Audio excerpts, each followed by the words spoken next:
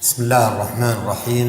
الحمد لله رب العالمين، وأشهد أن لا إله إلا الله وحده لا شريك له، وأشهد أن محمدًا عبده ورسوله صلى الله وسلم عليه وعلى آله وأصحابه أجمعين. اللهم علمنا ما ينفعنا وانفعنا بما علمتنا وزدنا علما، وأصلح لنا شأننا كله ولا تكلنا إلى أنفسنا طرفة عين.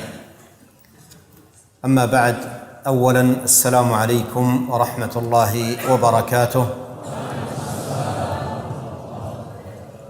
وأسأل الله عز وجل أن ينفعنا وإياكم أجمعين، وأن يجعل مجلسنا هذا مجلس خير وبركة علينا أجمعين بمنه وكرمه. والحديث معاشر الكرام عن شيء من صفات نبينا عليه الصلاة والسلام وأخلاقه الكريمة وآدابه العظيمة صلوات الله وسلامه وبركاته عليه. ولكن قبل الدخول في هذا الموضوع أقدم بمقدمة أشير فيها إلى بعض الفوائد التي نجنيها من مدارسة ومذاكرة أخلاق وأوصاف وشمائل نبينا الكريم صلوات الله وسلامه وبركاته عليه. أولا، أن من واجبات الإيمان العظيمة الإيمان بهذا النبي الكريم عليه الصلاة والسلام، والإيمان به فرع عن معرفته صلى الله عليه وسلم. ولهذا كان من المتقرر أن العبد كلما ازداد معرفة بهذا الرسول عليه الصلاة والسلام وشمائله وأوصافه وأخلاقه ازداد إيمانه به صلوات الله وسلامه عليه. فمن ثمار هذه المعرفة زيادة الإيمان. والله عز وجل قد دعانا إلى هذا التأمل والتفكر في أوصافه وأخلاقه عليه الصلاة والسلام، وأن ذلك يثمر الإيمان ويقويه. ولهذا جاء في القرآن قول الله سبحانه وتعالى: أم لم يعرفوا رسولهم، أي أن معرفتهم بالرسول وأوصافه وأخلاقه يثمر الإيمان به ممن لم يؤمن، ويثمر قوة الإيمان به ممن آمن به صلوات الله وسلامه وبركاته عليه. ثانيا، أن الله عز وجل قد أوجب على العباد محبة الرسول عليه الصلاة والسلام، بل وتقديمها على محبة الوالد والولد والناس أجمعين، بل على محبة النفس. وقد قال عليه الصلاة والسلام: والذي نفسي بيده لا يؤمن أحدكم حتى أكون أحب إليه من والده وولده والناس أجمعين.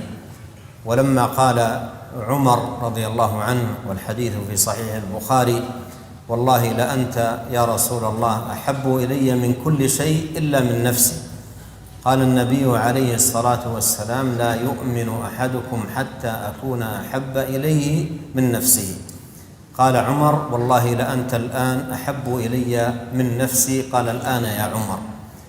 فهذه المحبة التي أوجبها الله سبحانه وتعالى على العباد لهذا النبي الكريم عليه الصلاة والسلام مقدمة على محبة النفس والوالد والولد والناس أجمعين، لها ما ينميها ويقويها، وهو حسن المعرفة بهذا الرسول الكريم عليه الصلاة والسلام وأخلاقه وأوصافه وشمائله الكريمة صلوات الله وسلامه عليه.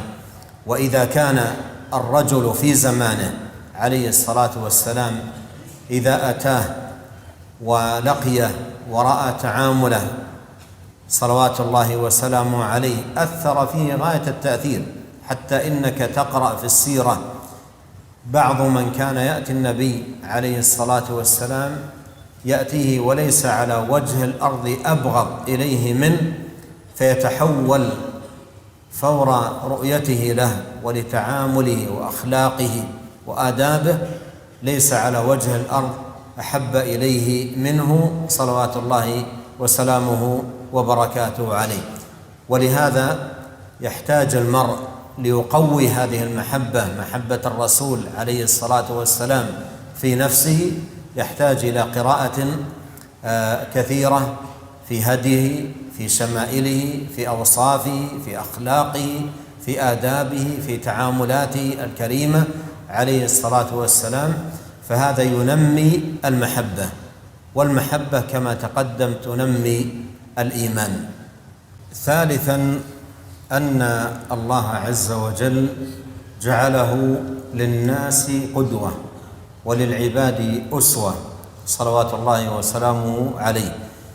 قال الله جل وعلا: لقد كان لكم في رسول الله أسوة حسنة لمن كان يرجو الله واليوم الآخر وذكر الله كثيرا. وأمر العباد باتباعه والسير على منهاجه واقتفاء أثره صلى الله عليه وسلم. قال الله عز وجل: وما آتاكم الرسول فخذوه وما نهاكم عنه فانتهوا. وقال تعالى: قل إن كنتم تحبون الله فاتبعوني يحببكم الله ويغفر لكم ذنوبكم. والآيات في هذا المعنى كثيرة، ولا يمكن أن يتأتى هذا التأسي والاتباع والسير على منهاج الرسول الكريم عليه الصلاة والسلام إلا بالقراءة لهديه وسيرته وأخلاقه وآدابه صلوات الله وسلامه عليه. رابعا أن الله عز وجل أخبر أن هذا النبي الكريم عليه الصلاة والسلام أولى بكل مؤمن من نفسه، كما قال الله تبارك وتعالى في سورة الأحزاب: النبي أولى بالمؤمنين من أنفسهم. وجاء في صحيح البخاري أن النبي عليه الصلاة والسلام قال: ما من مؤمن ولا مؤمنة إلا وأنا أولى به من نفسه. وقال: اقرأوا إن شئتم النبي أولى بالمؤمنين من أنفسهم. وهذه الأولوية التي جعلها الله سبحانه وتعالى لهذا النبي الكريم يجب على أتباعه أن يدركوها وأن يعوها، فهو عليه الصلاة والسلام أولى بنفسك أيها المؤمن منك، لأنه أنصح لنفسك منك، وأغير عليك منك، وأشفق عليك منك، وأحرص عليك منك صلوات الله وسلامه عليه. لقد جاءكم رسول من أنفسكم عزيز عليه ما عنتم حريص عليكم بالمؤمنين رؤوف رحيم. ولما كان شأنه كذلك أنه أولى بك من نفسك، وجب عليك أن تقدم محبته على محبة نفسك، وأن تقدم طاعته على طاعة نفسك، لأنه أولى بنفسك منك.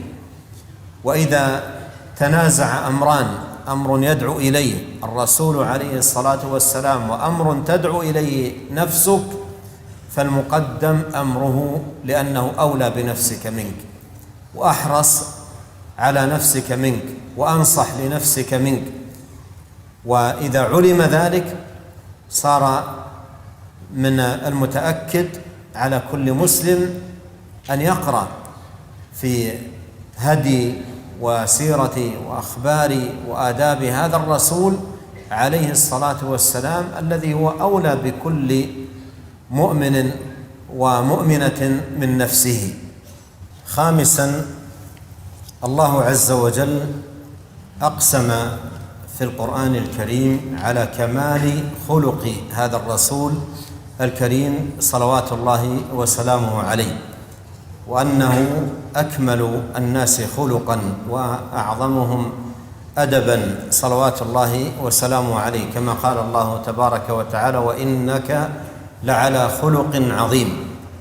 فبين الله عز وجل كمال خلق هذا الرسول وكمال أدبه وتعامله صلى الله عليه وسلم. ولهذا لما سئلت أم المؤمنين عائشة رضي الله عنها عن خلق النبي صلى الله عليه وسلم، كما جاء في الحديث أن سعد بن هشام بن عامر قال: سألت عائشة عن خلق رسول الله صلى الله عليه وسلم فقالت: كان خلقه القرآن. قال: فهممت بعد ذلك ألا أسأل أحدا شيئا، حتى إن ابن القيم رحمه الله لما روى هذا الخبر قال: فاكتفى واشتفى. وهذا حقيقة يستفاد منه أن من يوفقه الله سبحانه وتعالى لدراسة السيرة والشمائل النبوية والهدي، هدي النبي الكريم عليه الصلاة والسلام، يكتفي ويشتفي، يجد ما يكفيه ويشفيه ويروي غليله ويشبع نهمته، لأنه لن يجد في علو الخلق وكمال الأدب ورفعة التعامل من رسول الله صلوات الله وسلامه عليه. وقول الله عز وجل: وإنك لعلى خلق عظيم، ثم قول عائشة رضي الله عنها: كان خلق القرآن، يفيد أن كل ما تقرأه في القرآن من أخلاق وآداب ووصايا وتوجيهات وهدي قد طبقه النبي عليه الصلاة والسلام على أكمل وجه وأتم درجة صلوات الله وسلامه وبركاته عليه. فمن عني بالسيرة والشمائل النبوية يكتفي ويشتفي. سادسا، أن الله عز وجل أمر العباد بالصلاة والسلام على الرسول الكريم عليه الصلاة والسلام. قال الله تعالى: إن الله وملائكته يصلون على النبي يا أيها الذين آمنوا صلوا عليه وسلموا تسليما. وهذه الصلاة التي أمر بها العباد على النبي الكريم عليه الصلاة والسلام، أولا هي اقتداء من العباد برب العالمين وملائكته المكرمين، وثانيا فيها جزاء لهذا النبي الكريم عليه الصلاة والسلام على بعض حقوقه على أمته صلى الله عليه وسلم. وكلما ازداد المرء بصيرة بشمائل النبي عليه الصلاة والسلام وسيرته العطرة، عظم حظه ونصيبه من الصلاة على النبي صلى الله عليه وسلم. بل أمر آخر نبه عليه الإمام ابن القيم رحمه الله تعالى، ألا وهو أن صلاته على النبي صلى الله عليه وسلم تحسن، حتى قال رحمه الله: إن صلاة أهل العلم على النبي عليه الصلاة والسلام بما آتاهم الله من بصيرة بهديه وأخلاقه وشمائله أعظم من صلاة العوام عليه. لماذا؟ لأن من عنده بصيرة بهدي النبي عليه الصلاة والسلام حينما يصلي عليه استحضر في قلبه من المكانة والقدر والخلق والفضل لهذا النبي عليه الصلاة والسلام ما لا يستحضره من لم يكن على بصيرة. سابعا، أن سيرة النبي عليه الصلاة والسلام وهديه القويم يعد منهج حياة في كل الجوانب، عبادة وخلقا وأدبا وتعاملا إلى غير ذلك. وكلما اعتنى العبد بالقراءة لسيرة النبي عليه الصلاة والسلام وآدابه قويت فيه هذه الجوانب في تحلي المرء بالأخلاق الفاضلة والآداب الكاملة والتعاملات الكريمة. فإن القراءة بحد ذاتها للسيرة تنمي الخلق، تنمي الأدب، تنمي التعامل الكريم. ولهذا انظر لواقع كثير من الشباب والشابات المؤلم عندما يمموا في قراءاتهم ومطالعتهم، بل في زماننا هذا في مشاهداتهم ونظرهم، لما يمموا جهة التافهين والتافهات وسير الضائعين والضائعات يقرؤونها ويتتبعون كيف أثرت على أخلاق الشباب وأخلاق الشابات تأثيرا بالغا في العقائد والعبادات والأخلاق والتعاملات تأثيرا بالغا. وهذا أمر لا يخفى في واقعنا المعاصر، وهو نتاج انصراف كثير من الشباب والشابات إلى قراءة سير كثير من الناس هو في نفسه ضائع، لكنه تميز بجوانب من اللهو أو جوانب من المرح أو جوانب من هذه الأمور، فانعكفوا أو عكفوا على قراءة سيرته وحياته وأشياء من هذا القبيل، ثم يأتي من بعد ذلك التأثر والتأثير أيضا على هؤلاء الشباب والشابات. ولهذا ينصح علماء التربية في هذا الباب أن يوجه النشء ترشد الأجيال حتى في مدارس التعليم ومعاقل العلم إلى السير العظيمة، سير الكبار. ولا أكبر في السير من الأنبياء عليهم السلام، ولا أكبر من سيرة النبي الكريم صلى الله عليه وسلم. ولهذا الناس في هذا الزمان وفي كل زمان بحاجة ماسة جدا إلى أن يكثروا من القراءة في سيرة النبي عليه الصلاة والسلام وسير الأنبياء من قبله وسير أيضا صحابته الكرام وسير من اتبعهم بإحسان، لأنه كلما كرر هذه القراءة ونمى عنده هذا الاطلاع كلما قوي الالتصاق بتلك السير والتشبه بأولئك الأخيار، وأيضا ينصقل القلب وتذهب عنه سخائمه وتذهب عنه أسقامه وتذهب عنه خلاله المشينة. وقد أحسن من قال كرر علي حديثهم يا حادي فحديثهم يجلو الفؤاد الصادي.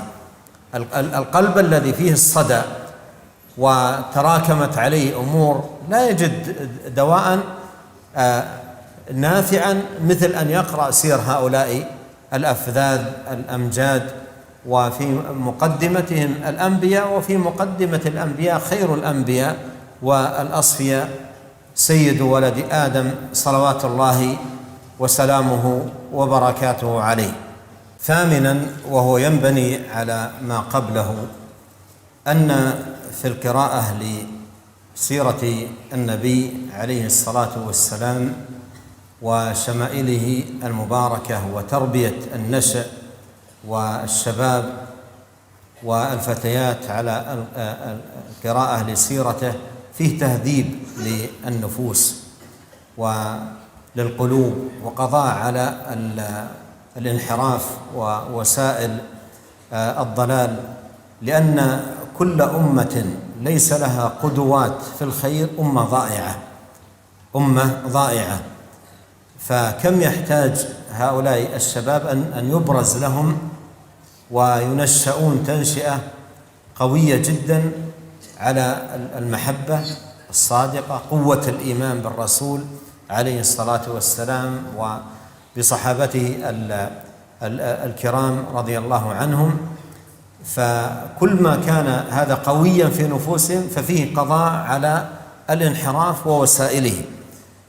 وكم تحتاج الأمة فعلا إلى سد منافذ الضلال ومنافذ الانحراف، وفي الارتباط بالسيرة، سيرة النبي الكريم صلى الله عليه وسلم أكبر ما يعين هؤلاء الناشئة على السلامة من الفتن، السلامة من الشرور، السلامة من المنزلقات. ولهذا كثيرا ما يركز أعداء دين الله عز وجل، وهذا الآن مبثوث كثيرا في القنوات والمواقع في الانترنت، التشكيك في قدوات الأمة، التشكيك في قدوات الأمة، لأن عزل الأمة أو عزل الناشئة والشباب عن مواطن القدوة في هذه الأمة هو عين الضياع والانحراف.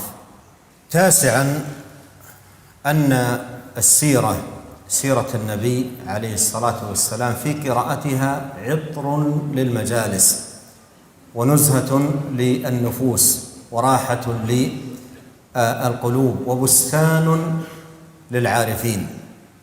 ولهذا عدد من العلماء المتقدمين ممن ألفوا في سيرة النبي الكريم عليه الصلاة والسلام أسموا مؤلفاتهم بما يشير إلى هذا المعنى، مثل الروض الأنف وبستان العارفين، بهجة قلوب الأبرار، أسماء لعدد من المصنفات لأهل العلم بهذا المعنى وهذا الفحوى. أقول ذلك لأنك إن عودت نفسك فعلا على القراءة في سيرة النبي عليه الصلاة والسلام وهديه وشمائله، ستجد فيها من البهجة والراحة والأنس وطمأنينة القلب وانشراح الصدر ما لا تجده في أي مجال آخر، ما لا تجده في أي مجال آخر. تجد أن قلبك يرتاح، نفسك تأنس. السيرة بحد ذاتها روضة فيها أجمل القطوف وأبهج الجنى وأطيب الزهور، وذلك لما حل الله عز وجل به هذا النبي عليه الصلاة والسلام. والله إنك لتقرأ القصة الواحدة من سيرته فتجد فيها ما يبهج القلب ويؤنس الفؤاد.